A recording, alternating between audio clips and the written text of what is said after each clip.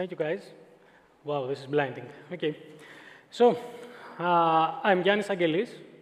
I'm the Analytics and Insights Platform Manager at Coca-Cola Hellenic. I don't know how many of you know about this organization, but I'm going to give you a small introduction so you can better set up the context.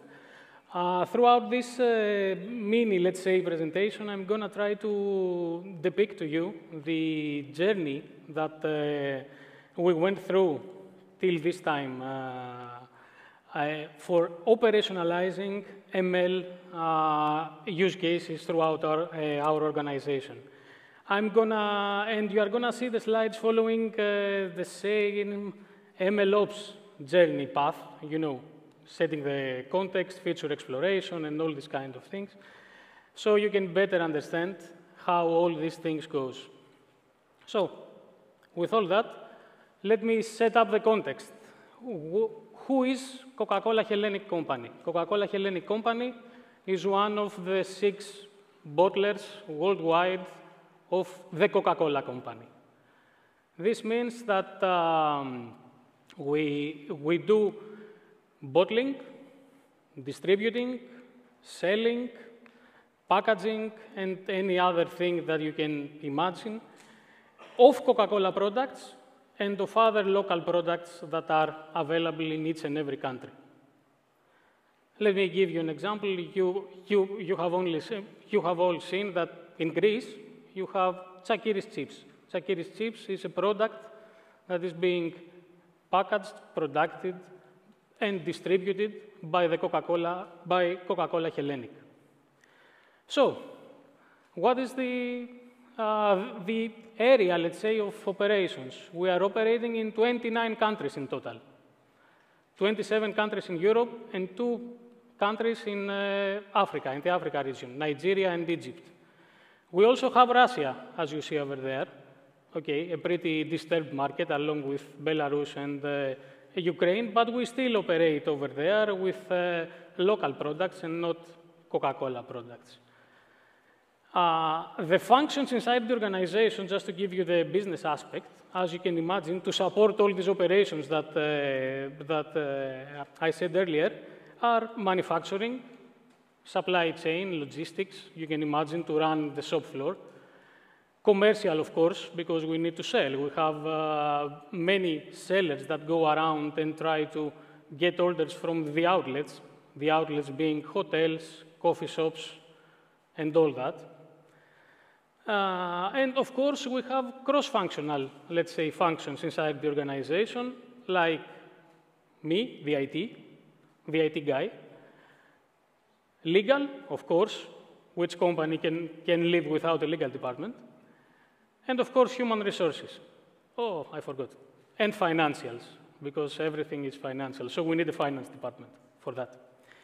So what is the fun with Coca-Cola Company? Coca-Cola Company, early enough, understood this kind of thing, or had this vision that, you know, we are a bottling company, we do not want to be a software company.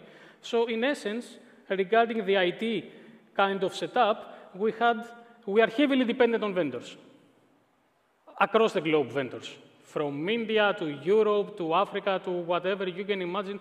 Every vendor that you can imagine, even the consultants that you saw here earlier talking, are supporting us in some use cases. SAP is the core of our, let's say, is at the core of our operations, SAP, and we have peripherals that provide little value, let's say, compared to SAP, but very significant value if you see only specific cases. What happened? What happened is that around 2019 to 28, just about there, you know, about the starting of the pandemic, Coca-Cola Company was approached as many other companies, Coca-Cola bottling company was approached as many other companies for a data transformation. So they started the transformation with the vision, like every other company back then, to be a data-driven company.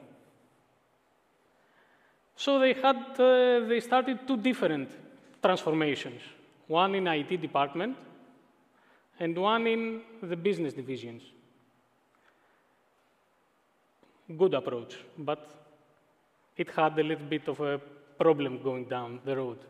So, at the business side of things, around 2018, some division was appointed at the group level because we operate in a hub-and-spoke approach in all of our functions. We have group-level entities and country-level entities. Country-level entities are for trivial things, and group-level entities are the ones that drive the business, usually, are the ones that provide the blueprints that are applied across the countries. Coca-Cola Hellenic operates in this vision that we have blueprints applied for all of the countries. So, what happens at the business side of things? At the business side of things, they do get the common idea that, guys, we need to invest on our data. We have a lot of data, internal data with average quality or adequate quality, coming from SAP and from other systems, structural data. And we are getting also a large amount of external data from companies like Nielsen or like other companies that are providing insightful selling data about our products, but usually with not so good quality. And that requires a lot of manual procedure to do the mappings, to do things, to do everything that you can imagine over there. The second thing is that, okay, the guys thought that, okay, we are at the business side, we know what we are doing, let's bring in some data scientists internally to build the muscle, and then try to tackle things and to come up with use cases.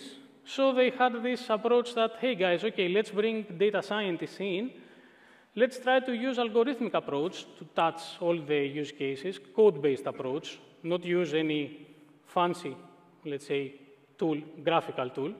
They had this approach. And also, following the path, let's use cloud. Because internally, we are pretty much limited. We have some data centers in OTE in Greece and some data centers in Sofia. But we do not have the computational power that we need to run all those things. We mainly have these data centers only for SAP installations. At the same time, as I told you, IT also decided to run a transformation. And what transformation was the hype back then? Becoming agile. So we tried to become agile. I don't know how many of you are familiar with the SAFe framework, SAFe Agile framework. Yeah, many of you, guys. That's good. At least in my mind, it's a complex framework. It covers operations in complex organizations like we are, although sometimes it tends to be a little more bureaucratic than what agility means. All in all, the bold decision and the brave decision, at least in my mind, from the DTPS side, from the IT side of things, was that, guys, let's turn the whole IT in just 1 week, from project-based to product-based. That didn't well, I can tell you that.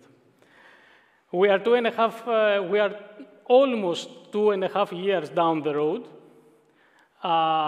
We have started to adopting SAFe Agile.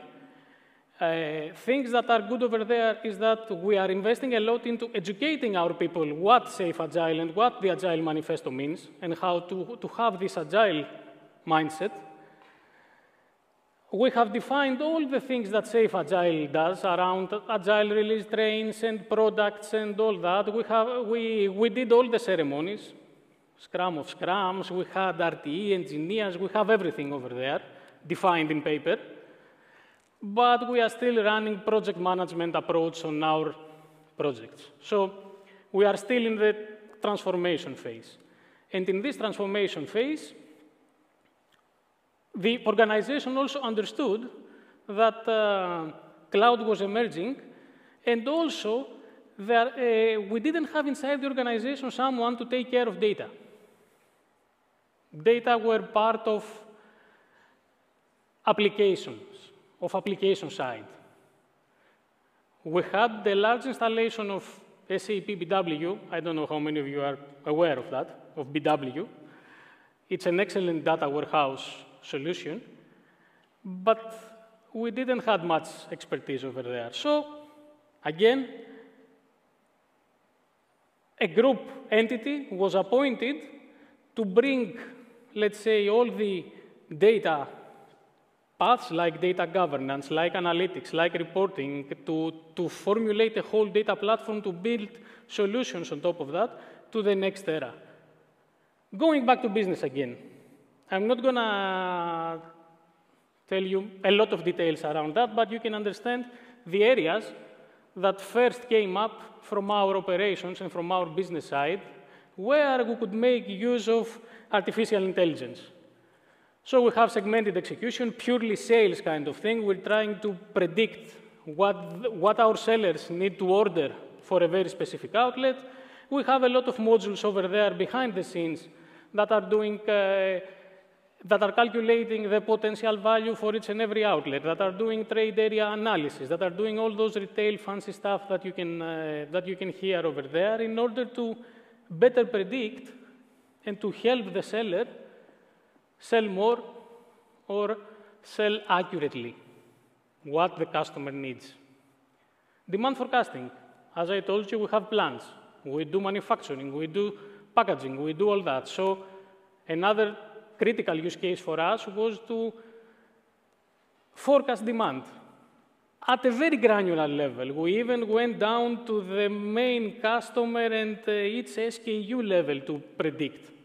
It isn't an easy task, but we are still evolving over there, and we are struggling with adoption with many of the countries. Promo acceleration. We are trying to calculate the return of investment on our promo material and what we are doing as promo, as a company. And last but not least, we have HR, I told you. So we need to invest something into HR. So we tried to pitch this old school, let's say, churn management approach for our sellers, because we have a lot of retention going on with our sellers and a lot of turnovers with our sellers. So we need somehow to try to find out what are we doing wrong over there, and our sellers leave the company. Let me ask you one question. Which of these four do you believe failed at first sight due to data, the HR use case? Because we didn't have data. Anyway, back to IT. IT, as I told you earlier, we had the idea to form a group entity that can lead all these data areas. And then someone had this very good idea, actually good idea, to follow the data mesh paradigm. You are familiar with that. I mean, back in 2021, I don't remember the name of the lady, but she did an excellent work in trying to preach data mesh. In essence, it's a very good framework. You are tackling everything from the data as a product perspective, and not from the perspective that we had earlier, that data is part of the application. So we started thinking inside the IT how to build an approach of data mesh. But we had, as I told you earlier, we have SAP BW as the main data source. So this poses a little bit of a problem. Anyway, we followed this path. So, convergence. We are talking with the business side that creates all those proof of concepts for the use cases that I showed you earlier about demand forecasting, segmented execution, promo ROI, the HR. And we are trying inside the IT to build a platform with the data mesh notion in mind that could help all of these solutions to be developed on top of this platform. Remember, as I told you, Coca-Cola Company is heavily relying on vendors. This means that we have a lot of different vendors implementing a lot of different things on our platform. And then we have some other vendors that are supporting these things. And it's a vendor mesh over there, not a data mesh. But anyway, you get the point. So we tried that at the core to build a framework for the platform, for the data platform, that could support this analytical solution, let's say, deployment.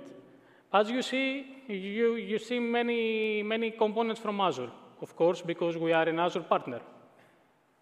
We have a lot of things. Coca-Cola Company is an Azure mega partner, so we are following the same path, and we are deploying a lot of things in Azure. This doesn't mean that we are Azure only. We have also other clouds, and we have a multi-cloud strategy, but in essence, our main cloud, let's say, for the moment, is Azure. So we have built a long ecosystem around Azure with Data Factory, Synapse, Databricks. I'm not going to drop into details. If any of you have any questions, you can reach out to me. I can tell you anything. And of course, Power BI, because business adores dashboards. So we need to go over there. And then how we deploy analytic solutions. We have built a framework with the blueprint approach in mind, create a common layer like this one over there, the data I/O, which is a PySpark layer because we are using PySpark, hence Databricks. We are using PySpark, so we build a layer on top of the Delta tables so we could provide security aspects and some other aspects that we needed over there. It's not so easy, and it's not so easy to use, and it's not so easy to expand, but it helps the idea of having multiple vendors getting their hands dirty on our platform and developing solutions. It provides, at least for them, it provides a common way of developing things. On top of this layer, we have also created some other transformation layer that would help them define transformations in a code-first approach, meaning writing YAML files that describe the transformations, simple transformations, like copying or like all these things, on top of our platform. Again, for reusability, for maintainability, and for all those things together. So, what else? You can see also here that we have created a unified data model, because we need to have, let's say, a model of business entities so that all of the reports and the dashboards created on Power BI should hit this layer so we can have a common version of truth or a unique version of truth. So we have created that, and it is a requirement when you deploy an analytics solution to register all your entities on this unified data model. This follows the concept of data mesh, follows the concept of not a harmonized data mesh that we wanted to create, more of a governed data mesh, but it follows the concept of having a central thing with data governance. What we ended up, with that, it's a mess, clearly. You see a lot of things over there. You see SAP, you see the Azure Data Mesh part, you see a lot of data coming from the underside of this kind of thing, through Carto, Experian, external data, Nielsen, everything over there. You have a lot of data coming from SAP. What is the funny thing here? We built a data lake, in essence, after the data warehouse. The data is being fed through the BW. It might be a bad design, or it is a bad design. I can tell you it is a bad design, and I'm going to give you that we are going to change that, but it is a bad design. But why we did that? Because the whole organization didn't have any way to verify data and to reconcile data. So their unique area of truth and what they believe is accurate at all times was SAP BW. So at our first approach with the data mesh version 1 that I showed you earlier, we were using SAP as our main source of data. We are getting the data over there, and all the analytic solutions are built on top of the data that we get from SAP BW. What is the catchy point there? If you want to bring a new data into the system, you need to either go through SAP and SAP BW, the long road and bumpy road, perhaps, or you need to bring them directly inside the row, the landing zone, or the curated layers, or all there. The tricky part with that is that external data need to be mapped, and need to be mapped to your master data. And it's a difficult process, because everyone provides the data from the external sources with the way he wants, without paying much attention at what is required. They do not provide, for example, BAN numbers, these unique numbers that are marking each and every material. They do not provide that. So they are making the mapping process difficult, but a great opportunity to use natural language processing and generative AI to do the mapping. Excellent. This is the new use case. So moving forward, as time is ticking on my side, I think, we have seen that we have done, let's say, some bad design patterns over there. And we have also an emerging, let's say, need inside the company to follow security and privacy aspects. Let me remind for those of you, my background is mostly on banking. I used to work for more than 10 years for a bank. So this first line over there, it gives me the creeps a little bit. But in Coca-Cola Hellenic, they didn't have this aspect of security and data privacy as banks have. Okay, perhaps they do not have the same situation. We do not hold end customer data, so it's not so, obligatory for us to keep those things. But as security and cybersecurity and all these things rised up during the last years, they created a trigger for us that we need to somehow revisit our infrastructure and the way we are deployed on Azure. So you are going to see emerging private endpoints. You are going to see DevSecOps approach, because also we are doing DevOps. All of this platform that I showed you earlier, at least the data mesh side, is provided as infrastructure as a code. It's being deployed automatically using Terraform scripts. If you are familiar with that, if you are not, you can ask me and I can explain you. Also, all these things are monitored through Azure DevOps.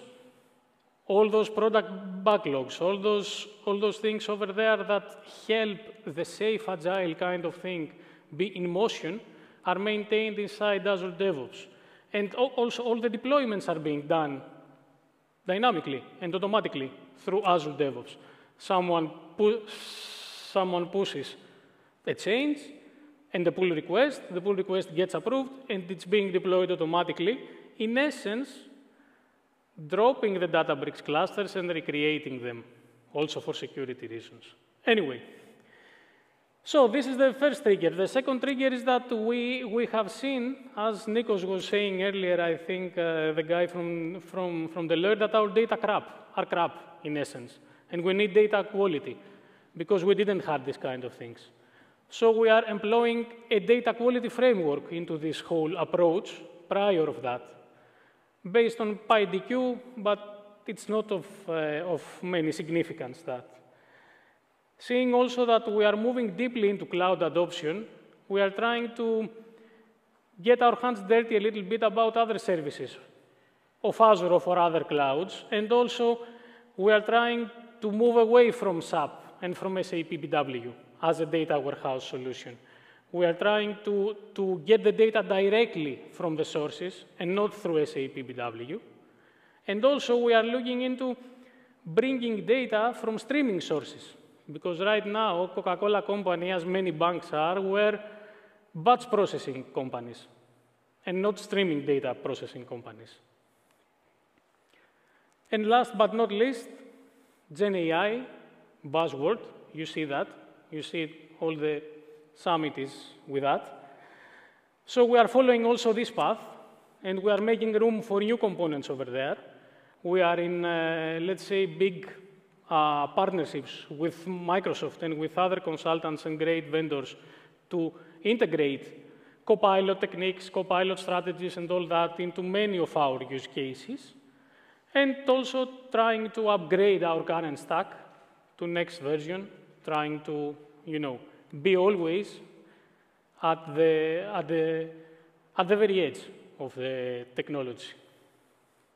With that, what I wanted at least to stick with you is that for all of these use cases that you have seen that we have started deploying, it wasn't an easy solution, and it wasn't an easy battle for the guys to do this kind of things, but they always came with the numbers. If I'm going to use demand forecasting, how this is going to affect my revenues. All of these use cases that I showed you, at least these 4 ones, were backed up by numbers and by return of investment. And everything that we do inside CCH, at least in the machine learning space, in the analytical space, it's backed from numbers. So with that, and with another kind of thing, last thing, as someone already mentioned, I think, from the speakers, the majority of the work when you are starting an ML use case or an artificial intelligence use case or an artificial intelligence product, the majority of the work goes for the data engineering and the data wrangling part. The other things are a little bit easier once you get your hands on the data and you get your hands on quality data. And with that, thank you.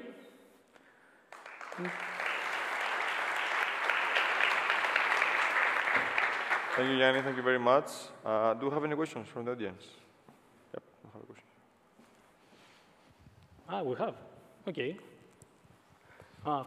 Thank you for the presentation. Going to your final closing remarks about use cases, since I understand that your customers are your internal parts in the company, the functions and the divisions, how well was it received? Did they make their work easier or faster? Do you have any feedback? Yeah. As I told you, we do everything based on feedback, and if we do not get feedback or adoption on our use cases, we simply kill the use case. Simple as that. What is the funny thing? Inside CCH, we are working into this dipole. We have one business unit in the business side that has the data science, let's say, capacity. And we have one business unit inside the IT, me and my team, that are looking into operationalizing the things and all the things that are being led from the data science team. Now, on these use cases that I showed you earlier, the first one about segmented execution, it is not only a matter of feedback. It was a matter of hard numbers, because we have increased compliance. And what is compliance on the selling kind of thing? You are selling what you are supposed to sell and not other things. So we have hard KPIs that we measured prior of the adoption of ML and after the adoption of ML. In the demand forecasting use case, it's a little bit different, and we are still struggling with adoption, because over there we need to somehow compare the machine learning solution with the manual planning that all the guys did over there with a gut feeling. So we need sometimes to also face this resistance to change. But in essence, everything we are doing is based on hard numbers and on hard KPIs. Thank you. All right. Thank you very much. I think, OK, you can have time for one last question.